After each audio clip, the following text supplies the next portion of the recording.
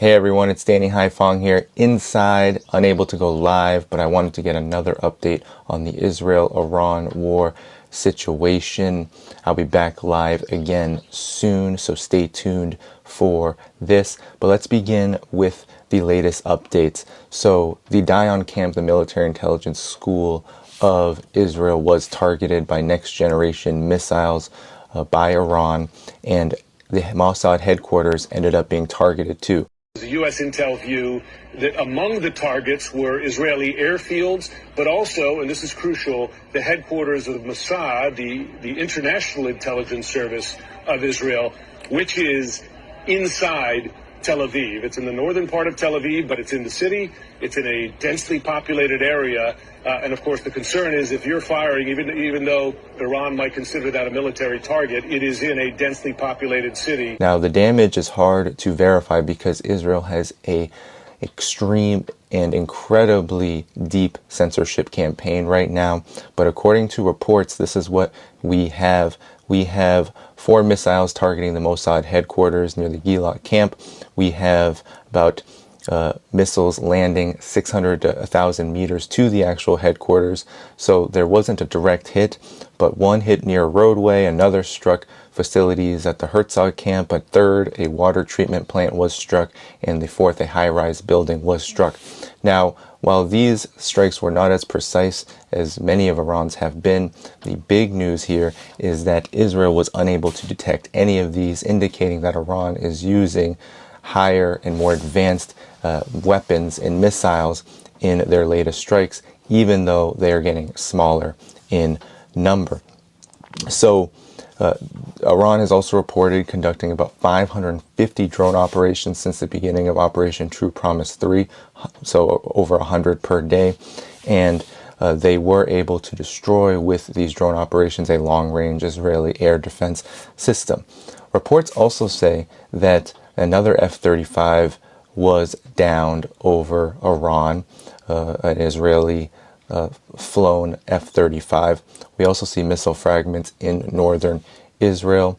Another big development is that more and more we are seeing Israeli air defense interceptors fail.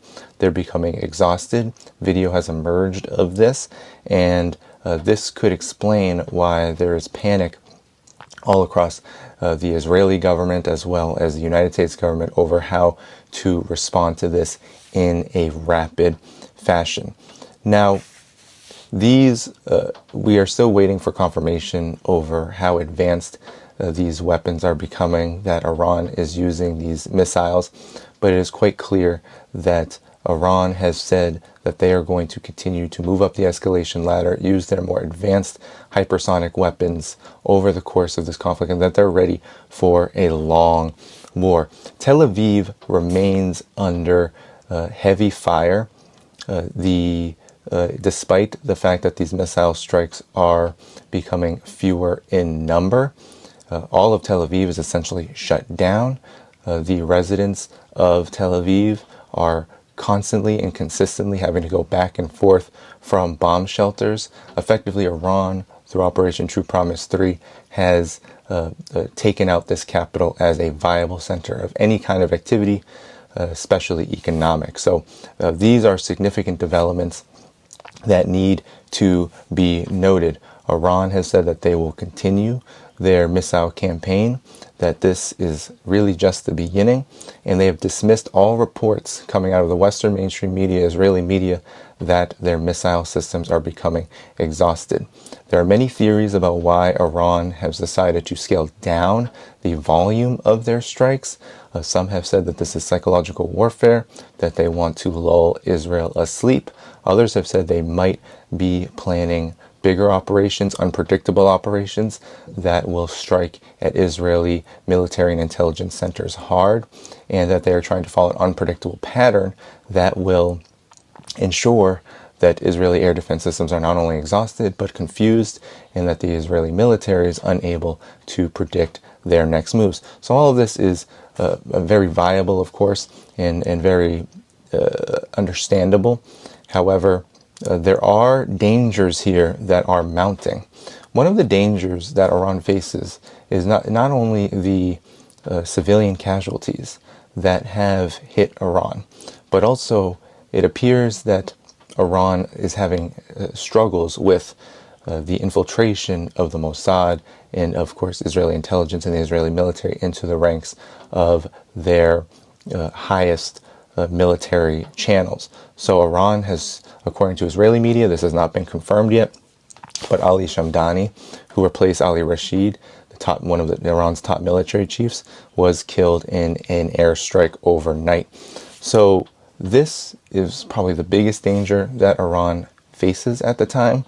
But Operation True Promise 3, it appears, given that the beginning of this conflict saw Israel take out a large number of Iran's military leadership, it continues. So these decapitation strikes are not stopping Iran's overall military operation, and they are committing to an ongoing and long war with Israel and the United States if the United States should join in.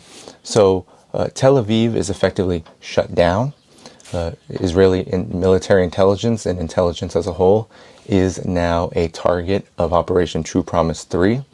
The missiles are becoming more advanced, they're becoming faster, and it's unclear how many missiles Iran has, because Iran has reported thousands at times. Some believe 150,000 of different types and various missiles.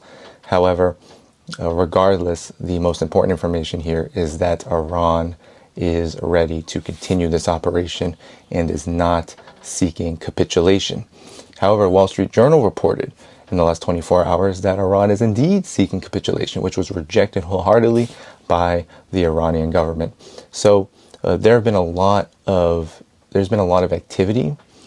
These missile campaigns and operations from the larger Operation True Promise 3 are going to continue, and we will continue to report on them here.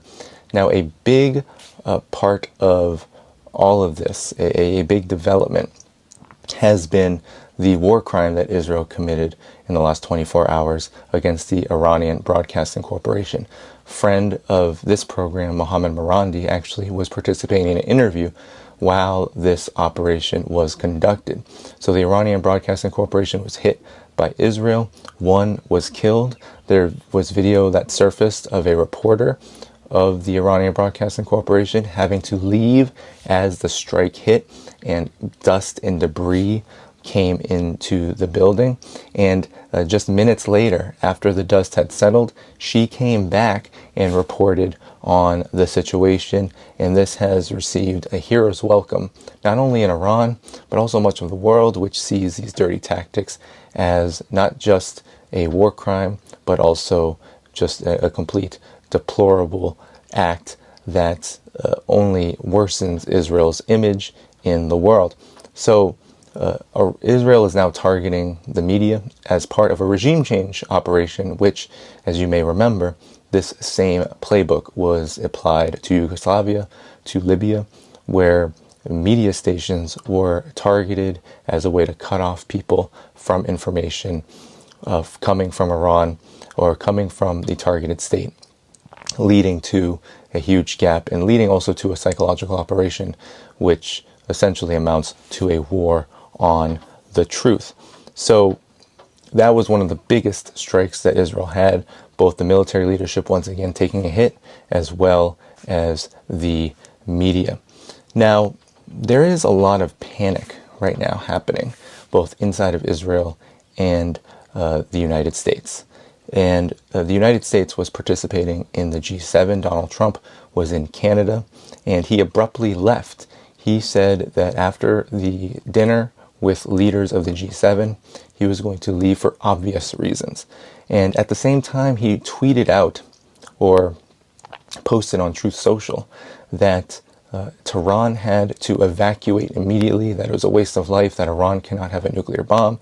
He also went after Tucker Carlson on Truth Social. This was a very chaotic scene, and the fog of war is incredibly high.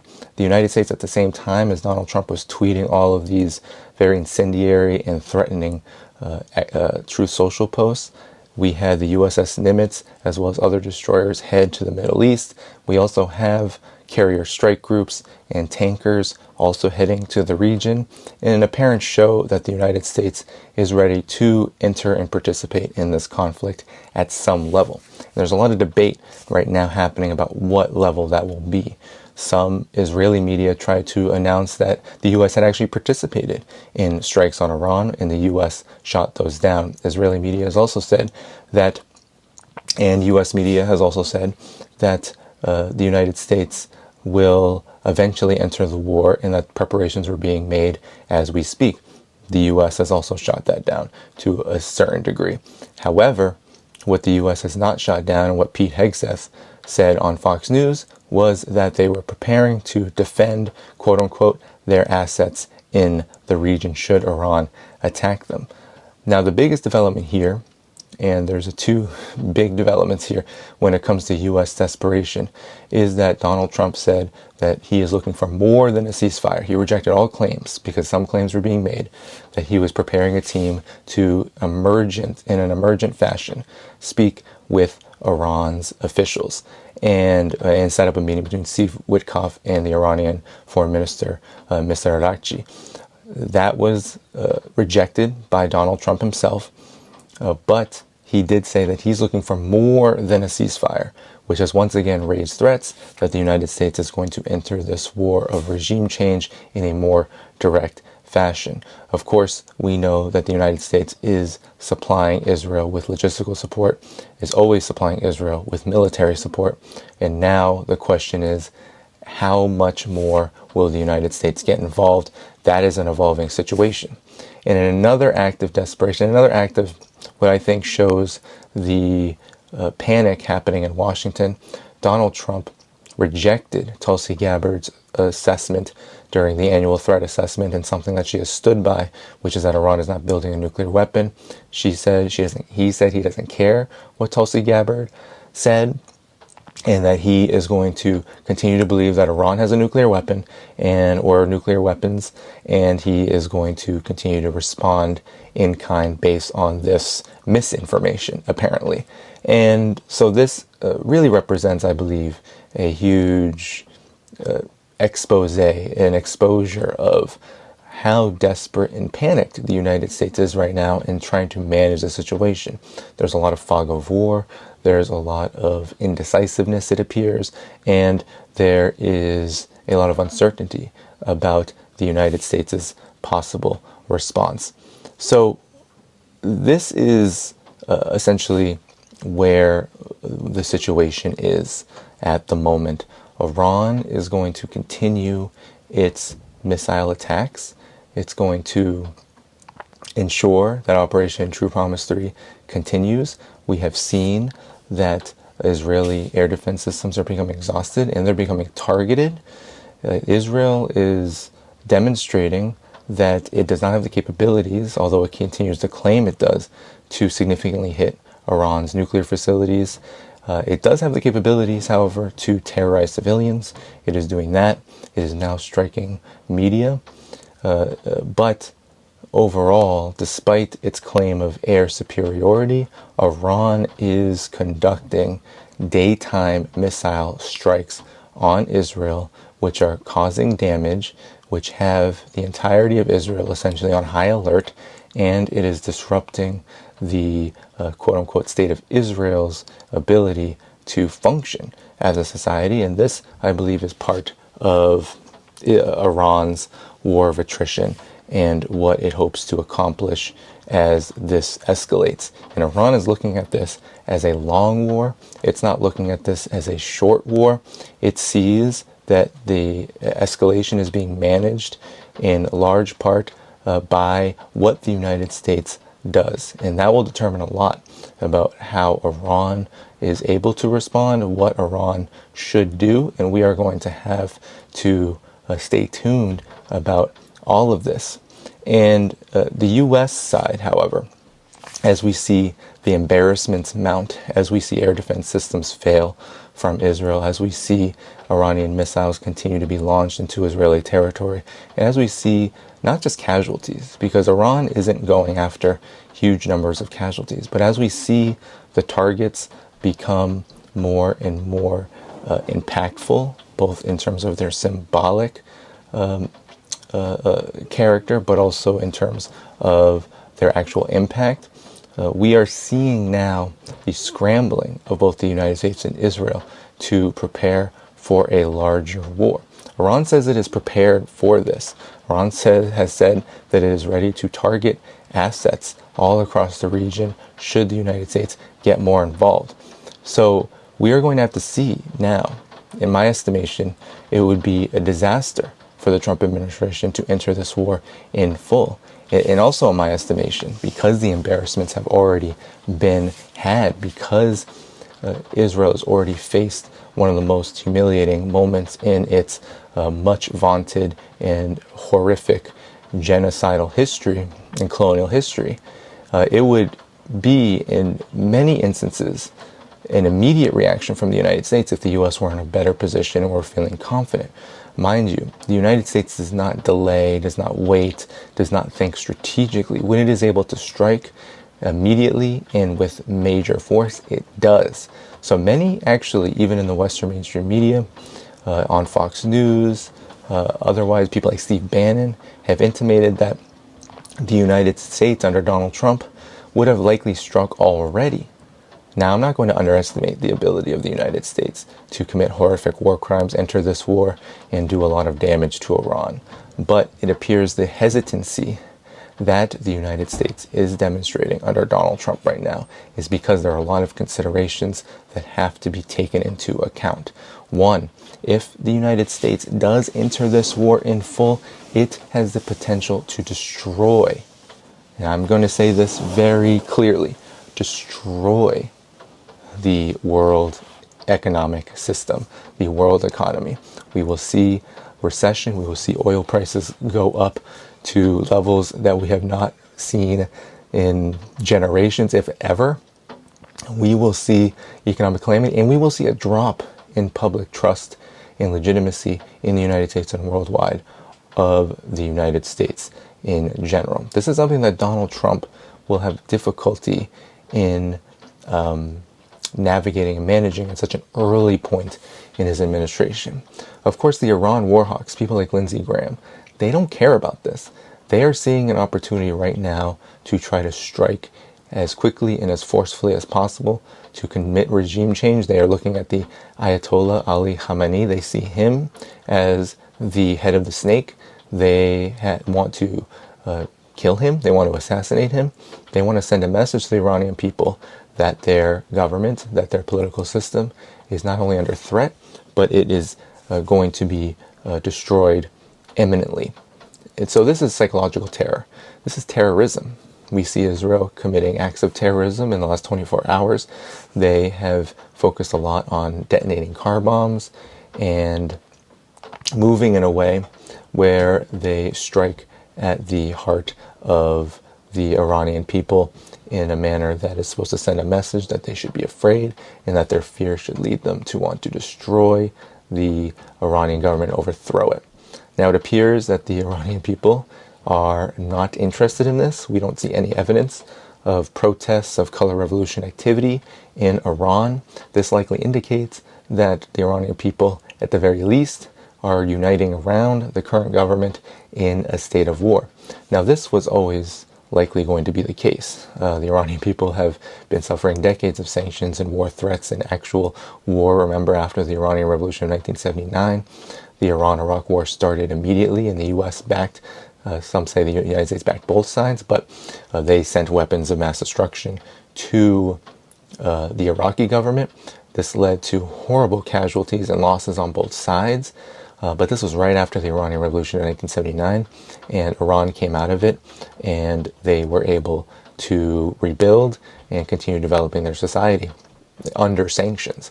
So Iran, at this moment, both its people and its government are demonstrating that they are not bowing down, they are not capitulating to Israel or the United States. And at this very moment, the United States is pondering whether it is going to get more heavily involved. And what would that look like? Well, I've said on this program before that the United States is facing a big predicament in that as it sends its naval destroyers, as it sends its aircraft carriers, and as it sends its tankers, etc., to the region, it has to factor in that Iran may even be holding back right now because it is saving its most advanced weaponry and its most effective missile stockpiles for the event of a wider and bigger conflict.